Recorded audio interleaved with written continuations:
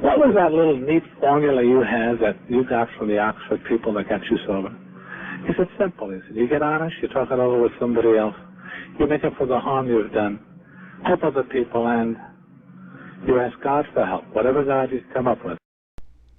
That evening, after Ebby left, Bill had the spiritual experience which he describes in the big book of Alcoholics Anonymous. I was total darkness, in that bed of pain. I sank into one of the worst depressions of my life, and I was no stranger to depression, but this was one of the worst. I kept going down and down and down until finally it felt that I was at the bottom of a pit, a deep, dark pit.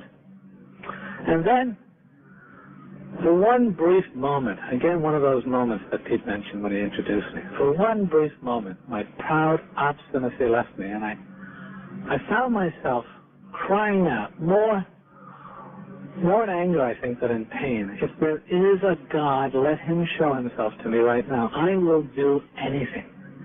Anything. Let him show himself to me. The room lit up in an intense white light, and I was caught up in an ecstasy that words cannot describe. In my mind's eye, it was as if I were on a mountaintop, and a wind, not of air, but of spirit flowed through my body. And it burst upon me that I was a free man. The obsession to drink left me. That obsession that absolutely pervaded my total being left me.